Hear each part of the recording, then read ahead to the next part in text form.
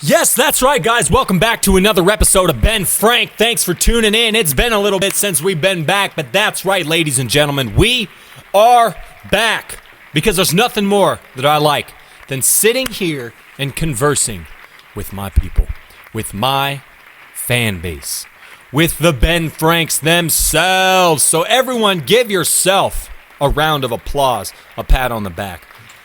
And without further ado, let's get this episode rolling. Welcome to the Benfrank's podcast. No, Nutrition, I can't believe it. cannabis, Say it isn't so. exercise science, vegan. The Benfrank's podcast. With your host, Planet Hundo. So today, guys, I want to talk a little bit about the struggles, basically, that I've been going through to try and get this podcast back and running. Right now, my program that I've been using, which is XSplit Broadcaster, is completely taking a shit on me. Basically, every time I open the program, so if you don't know anything about the setup that I'm running on the first computer ever made, and it's a very old laptop. Now, some of you might say, Hundo, why don't you upgrade? Get a new laptop, brother. Why don't you move up to a Mac? Get a Macintosh, man. What are you doing? Well, the bank account doesn't necessarily support that. By the way, shout out to the drink of the day right now. We've got some delicious, smooth chocolate milk mixed with some Vega all-meal protein shake that's got a bunch of delicious things in it, like pumpkin seeds, quinoa, buckwheat, sprouted grains. We got, you name it, it's in here pretty much. So let me go ahead and take a little sip of this. I want you guys to go ahead and hear this. Give you a little welcome to Hundo's. Hundo sips his chocolate milk protein. ASMR.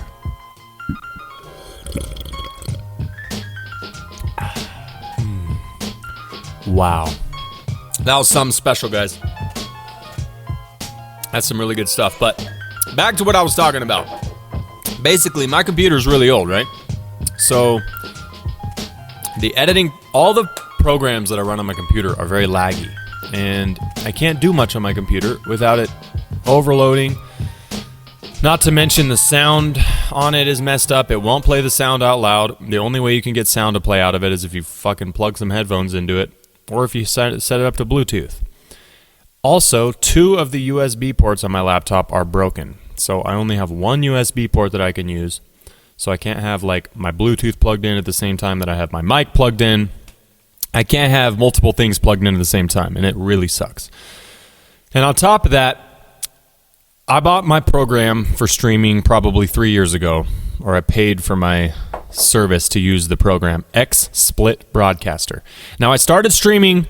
I've had my YouTube channel since 2005, but there was a little period where I was on YouNow kind of messing around with the live streaming scene, and I said, hey, I need to get on this live streaming gig. So when I first started live streaming, that's the program that I chose because that's the one that everybody recommended was XSplit Broadcaster. So if you right now know of a better program that I should be using for streaming on my computer, then let me know right now because XSplit Broadcaster is sucking my XSplit nuts right now. So basically, every time I would open up my XSplit Broadcaster, 1, it takes forever. 2, a window finally pops up and says, a new version of XSplit Broadcaster is available for download with new updates and bug fixes. Would you like to download? And I always say no. Okay? You know why? Because A, I don't have time for that shit, and B, it always makes it sound like it's some quick little, oh, just press OK, and it's a little quick update and a quick fix. And then you're back on your grind with the program. Absolutely not. You get fucked every single time, and that's exactly what happened this time. So let me dive in and keep telling you. So basically, I go to open up the program, and there's 2 things that you can do on this program. You can do a local recording, and that's where it will record whatever you're doing on the computer, or whatever you tell it to record on the computer, and then it'll save it to your computer, and you can upload that to YouTube or edit it in your program and then upload it, right? Then there's something else that it does, which is the live stream feature, where it connects with your live stream on YouTube. Well, YouTube annoys me with the way that they post live streams separately than regular videos. At least I think they do. I don't know exactly how that all works, but I don't like that I record one of these episodes live to try and get better interaction for you guys so you can come in the comments section and drop comments and stuff and watch it live. But then that's what I did last time, and the whole episode was like separate in this live uploads, which my videos already only get like fucking 18 views.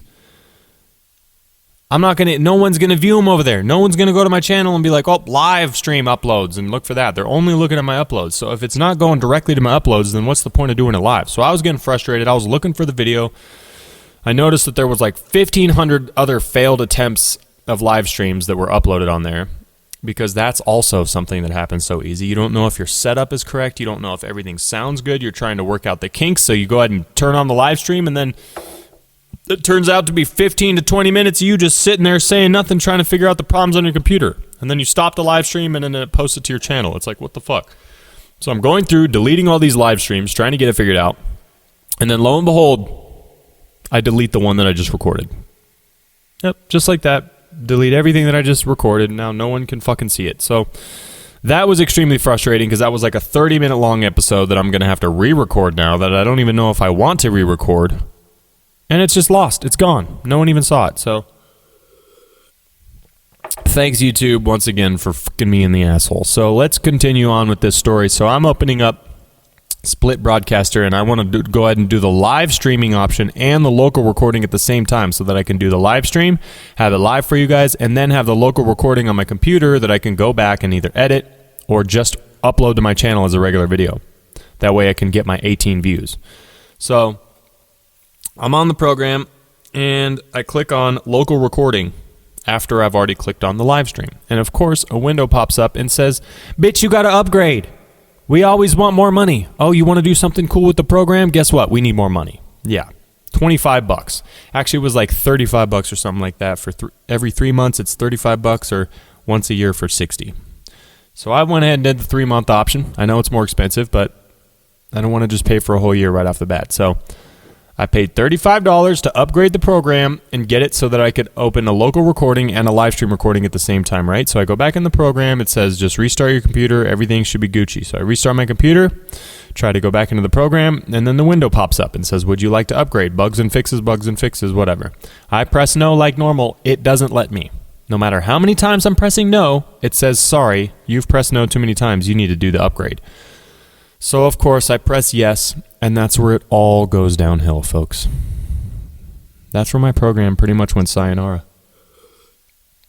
I pressed OK, do the bug fixes. It tries to do the bug fixes, and then boom, pops up with a little window that says, sorry, your program's having bug problems. We can't open it.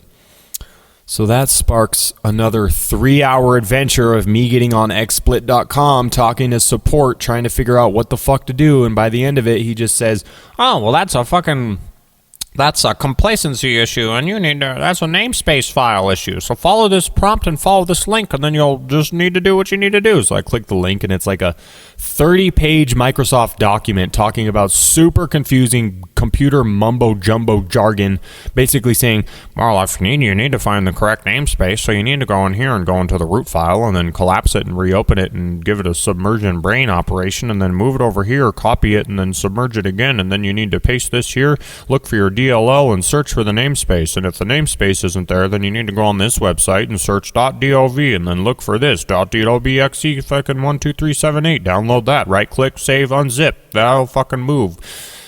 What did you just say? Oh my gosh, I thought support was supposed to help me fix it, not just give me some super complicated pathway. So I spend all night trying to figure out this namespace issue. I don't even know what a namespace issue is. I don't know enough about computers to even know what's going on. So basically, the program is still bugged. I can't open it up. I just paid $30 for the upgrade. Now I got to figure out how to get my card off of file and get my refund back, because I ain't even get to use my money. And now I've got to record it on my phone, not on the computer where I like to do it because it's easier.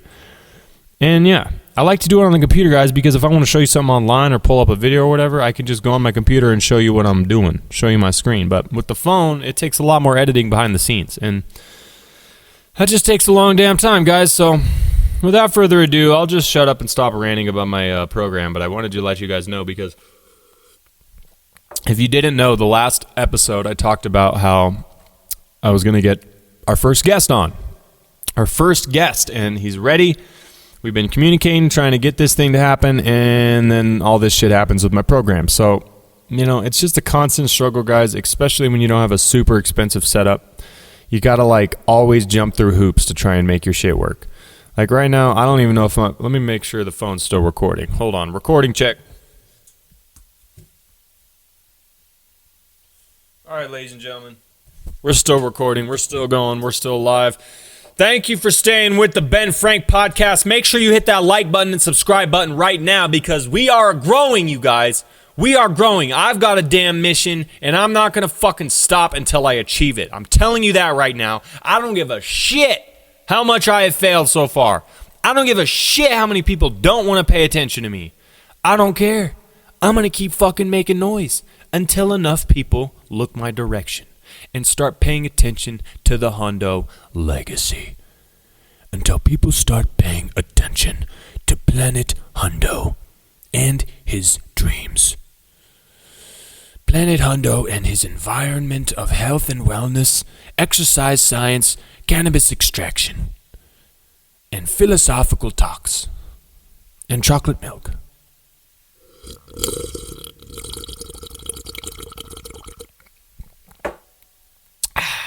If you guys are out there, do you have some water to drink? At least get some water to drink or something to sip on while you're here with me in this podcast, because we got to get comfortable, guys, all right? Today, I want to kind of talk about food a little bit. I want to kind of talk about fruit in general and its quality. And what I mean by that, I want to talk about how fruit's quality could be better, about how the way that we grow and present fruit in the supermarket may be damaging to the idea of being good to the planet, okay? And let me tell you what I mean by this, okay? Here's the problem I see with most people, right? One, they're afraid of sugar. That's the main problem. Now, if you don't have a fear of sugar, then you're outside of this category. And usually the problem you have is you don't need enough fruit. Now, the reason you don't need enough fruit is because most of the time when people go to the supermarket and they buy some fruit, right? You're shopping around, you got some strawberries, you got some grapes, you got some tangerines, you got some oranges, you've got some raspberries, blackberries, bananas, you name it. We got fruits everywhere, folks. You look around and you pick it, right? Wrong. Because here's the thing. Let's start with the price of fruit and the way that it varies, okay? I understand that at some seasons, some fruits are definitely more difficult to achieve and import and grow because of the cold weather. I think we should probably just not sell or harvest that fruit instead of charging $11 a pound for it. Because when people come across fruit, or they come across a bag of grapes or a bag of cherries, and cherries are a good example, cotton candy grapes are a good example, blueberries can be a good example. There are certain fruits that at certain times of the year, they are overpriced. They get marked up by 800%. Blueberries can go from $1.98 for an 18-ounce package to almost $10 for an 18-ounce package. Cherries can be upwards of $12 to $15 a bag. And when someone goes to the supermarket and buys some fruits and they end up being that expensive, that turns them off to buying fruit, because then to them fruit is too expensive. And the reality of it is fruit can actually be really cheap. Because on the opposite end of the spectrum, fruit can get ridiculously cheap. Sometimes the blueberries go on sale for $1 for 18-ounce packages, and then you got the grapes go on sale. All these things go on sale, but for the most part, there should be a limit to the price that these fruits reach, because all the other foods in the supermarket, the price doesn't fluctuate like that, even on fresh meat and other things like that. So, not good, not good. Let's move on to how the fruit is grown, okay? This is a big problem. Let's start with the fear of sugar. Here's the problem with that, okay? You need to be eating fruit on a daily basis because fruit provides you glucose energy, micronutrients, water, and fiber. These 4 things you absolutely need on a daily basis for healthy digestion, no matter who you are. I don't want to even give you the time of day to argue that, because I don't have time for that. Ain't nobody got time for that. But you don't want to eat fruit because you have a fear of sugar. You have a fear of fructose. You need to lose that. Get over that. And eat some fruit. And understand, no matter how much fruit you want to eat every day, you're not going to be able to, you're not going to have any negative side effects from how much fructose you're ingesting. Plain and simple. We'll keep it as simple as that. Okay? The problem is you go to the supermarket, you pick up some navel oranges, you pick up some raspberries, you pick up some bananas, and then you pick up some strawberries. Now, what are the chances that all of these fruits are going to be perfectly grown to where they're actually as sweet as they should be? And what I mean by that is when a fruit is grown properly, it's grown properly. So what happens is it matures from a young fruit with no sweetness and all starches and tart properties, and then it matures and its colors develop, its juiciness develops, its size develops, and the most important, the starches naturally convert themselves to fructose. This is the key to what makes fruit so great. If we were to all just eat fruit when it's picked too early off of the tree or off of the vine, it doesn't have time for the starches to naturally turn into glucose, fructose, sugars, carbohydrates. Okay?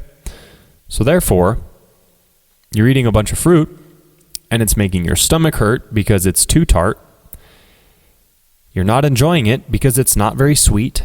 Therefore, you don't eat very much. So then people start to say things like, fruit is too expensive. When I eat too much fruit, my stomach starts to hurt. And that is literally because the fruit you are eating is too tart. They've done a study, and I first heard about this on Vsauce's channel. If you guys don't know who Vsauce is, I recommend you check out his channel because he's like a pretty cool scientific-based research channel. And he did a video where he basically talked about how, I'm losing my train of thought now because I was thinking about something else, but he did a video where he talked about the study of glucose in the stomach and how it expands your stomach by relaxing it. Now, the title of the video was, Why is there always room for dessert? Have you guys noticed how there's always room for dessert? There's science behind it. It's called glucose loosening up your stomach, because your stomach is a giant muscle called peristalsis, and they did a study, and the study showed that when the stomach has glucose or any type of sugar precursor enter it, it relaxes the spasmodic walls of your stomach. So think about this. When you're eating a piece of fruit, that fruit needs to be sweet enough to relax your stomach when you're eating it. If you immediately just start eating a bunch of tart fruit, your stomach is going to treat it pretty much the same as if you were eating a bunch of tart candy or tart anything else. It's not going to loosen up. It's going to do the opposite. Your stomach's going to contract. You're going to get a stomach ache, and you're not going to be able to continue eating. That is the key thing. Now, you might be asking yourself, why is it this way then, Hundo? Why are all the fruits tart? Why aren't they grown right? Why is no one making sure that they're grown right? Well, because the difference between a piece of fruit that was picked too early and a piece of fruit that was picked at the right time, there is no visual difference. A piece of fruit that has been picked too early will still have the color, the size, the plump lookingness. But when you walk up to touch it like an apple or a peach, mainly a peach. Peaches and plums are the best example for this, and pears. Peaches, plums, and pears. When those fruits in specific get ripe, they're supposed to have almost like a memory foam. Like, you know how if you've ever been at the dollar store, there's these very weird, or like any like flower type store, there's these weird green foam blocks.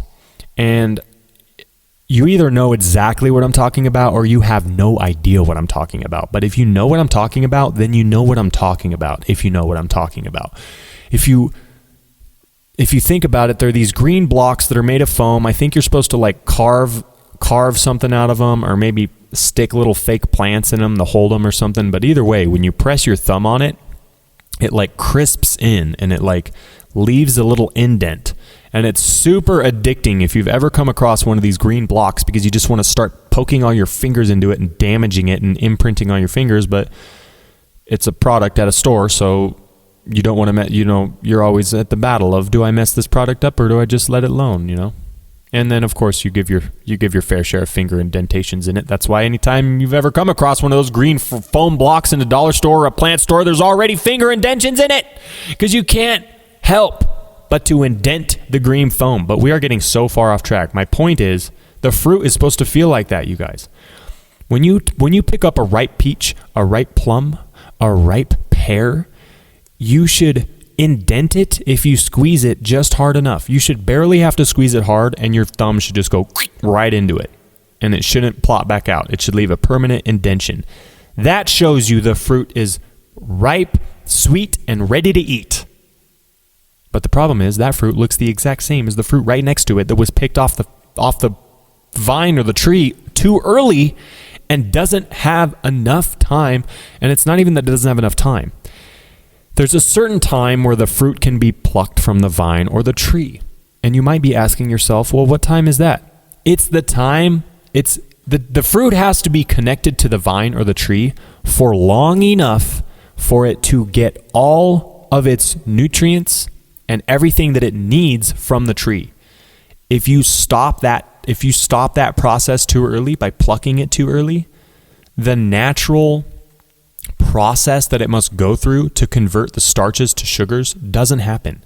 It's like stopping the fruit's ripening process mid-ripen.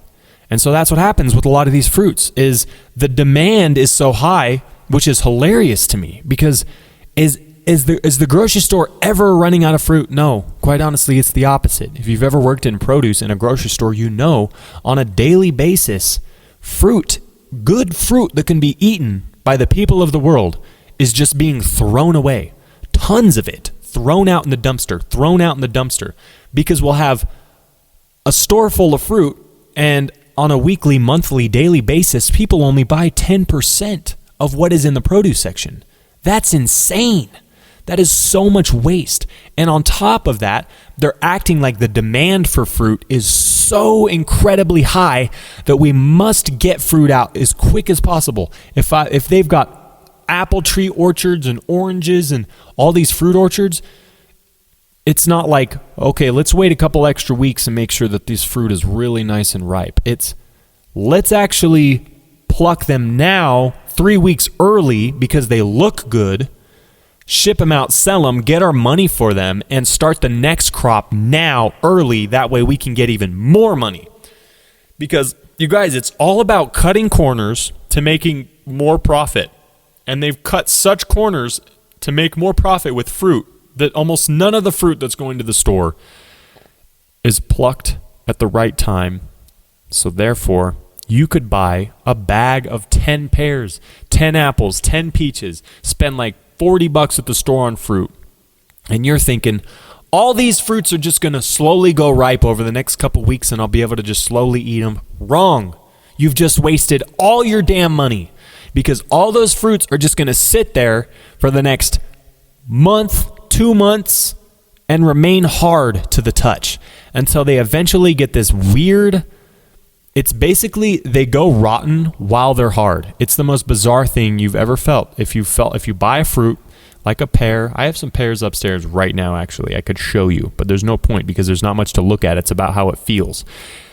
They get rotten and unripe still at the same time. So basically the fruit could be pretty much rotting, and then you would think, well, it's got to be sweet by now. No, it's like a rotten, tart fruit. It's the most bizarre thing you've ever, and nobody in their right mind would ever want to eat that or ingest that as a meal. So we've got way too much fruit in the supermarket. It's not being cared for and grown the right way because no one is overseeing it. No one is saying, hey, you sent me 10,000 pounds. Your farm sent us 10,000 pounds of apples or 10,000 pounds of peaches, but only 10% of them naturally correctly ripened on the shelf. All the rest of them rotted hard and did not ripe. Like, to me, that's crazy. You know what I mean? That there's so many other areas of the food industry where if the food does not meet the standard, it's completely sent back. You know what I mean? But when it comes down to fruit, it's like There's no care for it. And then people want to go and talk shit about how expensive fruit is, or about how fruit makes their stomach hurt when they eat it, or about how, you know what I mean, their fruit isn't that good because it's not that sweet. Like, yeah, because it was not grown right. You guys, when you taste a piece of fruit that has been grown right, it's incredible. It's literally like, and here's the other thing. We're going to save this for an entirely another episode, because I got to save it for the sugar episode where I go way into depths on sugar itself. But because of this problem, you have to put sugar on your fruit, you guys. And we'll get into this separately, but they've done studies to prove that when you add outside sugar to fruit and it reconnects with the fruit and you chew it and eat it, your body reads it the same as if the fructose were in the fruit originally. Does that make sense? So your body does not read that it's fruit that does not contain enough fructose with added glucose sugar on top of it. Your body reads it as, oh, fruit that had enough sugar. So it digests properly, it gives you energy properly. It's the most amazing hack ever. If you have fruit that is not sweet enough, put a little bit of sugar on it. It's not going to give you diabetes. It will not give you blood pressure issues. It will not give you health. It will do the opposite of give you health issues. It will give you health solutions. You will avoid your stomach ache. You will get more energy. You will do what the fruit is intending to do for you, right? So I do this all the time, and people freak out and they say, why are you putting sugar on your fruit? Why are you doing that? Why are you doing that? Why are you doing that? You guys, if the fruit was grown properly, I would not have to. If you have ever had a strawberry or a peach or a banana or any type of fruit that is actually grown right and ripened properly, it is sweet enough. You don't need to add anything to it. It's amazing. But you know, it's become a problem, guys. And real quick, I just want to go ahead and bring it over to my man Hundo in the car. You know, this is going to be a new little segment we're going to do. We're going to go check in with him. He's got some fresh fruit right now, some strawberries and some I'm pretty sure some strawberries at the least. It's a good time. It's a good time of year for the fruit. So there's a good chance that they're tasting pretty good. But either way, I just want to jump over to Hundo real quick. Hundo, go ahead and take it away. All right, thanks, Hundo. Welcome to Fruit Time with Hundo. Check it out. Today I've got some delicious strawberries, some Driscolls. They're not organic, so it's not ideal. But you know what? Organic is what you should strive for. But if you can't get organic, that doesn't mean don't buy fruit at all. Still get some fruit, okay? So we got some nice strawberries. The look on them is looking delicious. We've got some nice red tones to them. They're looking pretty voluptuous. I'm gonna have to go ahead and give the look on this one a nice 7 out of 10. It's got a little bit of bruising on this side, but overall it's looking very vibrant and delicious. But we're gonna go ahead and get into the taste of this, and I'm gonna let you guys know. Okay, so it's absolutely tasting delicious. I'm gonna have to go ahead and rate this strawberry a good solid 7 out of 10 on taste as well.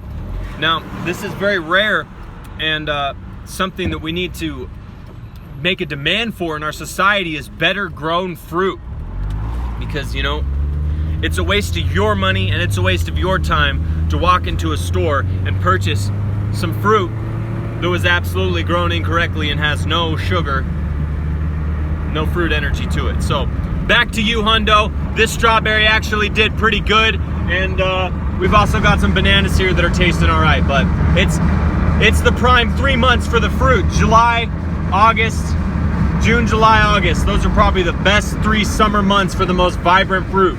So back to you, Hundo. All right, thanks, Hundo. I appreciate that. You know, it's just something else. You know, I just get frustrated on the daily with this topic, and I just had to let it off my chest. But we're gonna move right along here, and we're gonna go ahead and pick it up with Hundo. At the new segment they're going to be adding to the show. It is called Hundo Vegan Eats. And if you guys like this, make sure you hit the like button and subscribe. Tell me down below in the comments what you want to see more of, what segments you want more of. But basically, we're going to bring it right back to Hundo, back over at the new Vegan Eats down at Fermetta Burger with their brand new chicken tenders that they just premiered. Now, if you guys don't know what Metaburger is, it's an all-American vegan hamburger, hot dog, milkshake, salad. You know, they got it all. It's like a classic 50s styles, like way back burger, but vegan. It's so dope. You know what I mean? And it's delicious. So we're going to head over there with Hundo, and we're going to check out these chicken tenders. Chicken tenders. All right, Hundo, take it away.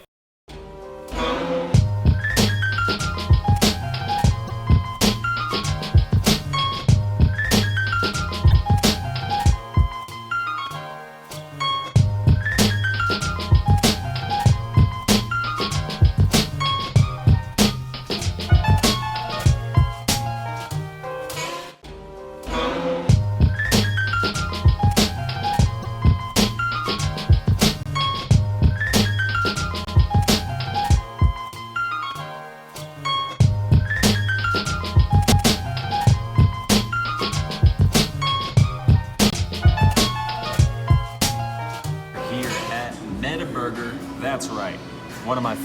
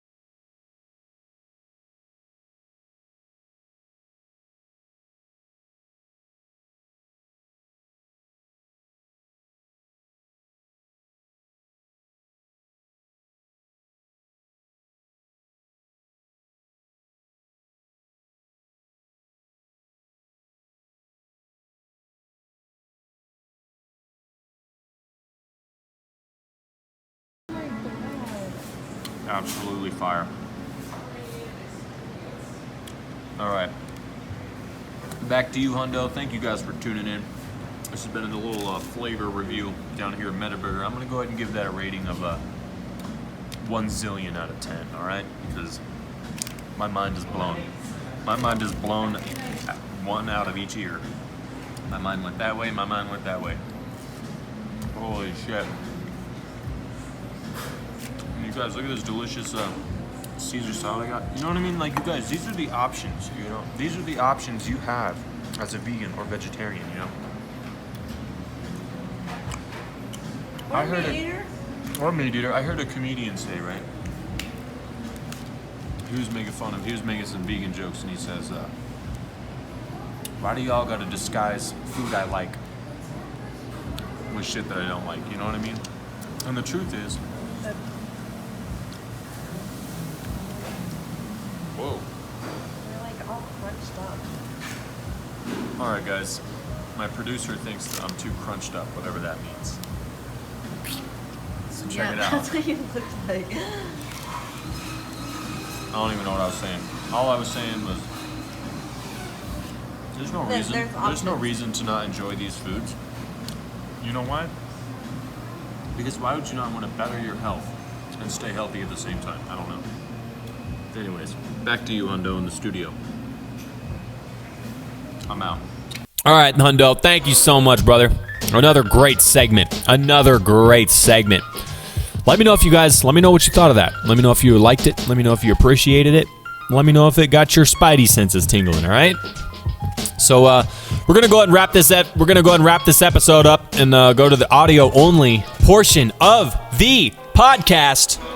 Basically to entice you to come on over to Spotify, iTunes, wherever else we are at. The Benfrank Podcast. We are live, everybody. Thank you guys for tuning in. I want to give you guys a big shout out and a big thank you. We are roughly 1,153 subscribers strong over here on Hundo. So make sure you share the video. Make sure you tell your family, tell your friends, put it on your Twitter, put it on your Facebook, put it on Instagram. Also, follow me on Instagram right now at Planet Hundo. If you guys are not following me, follow me there. You will get updates on everything that I'm doing.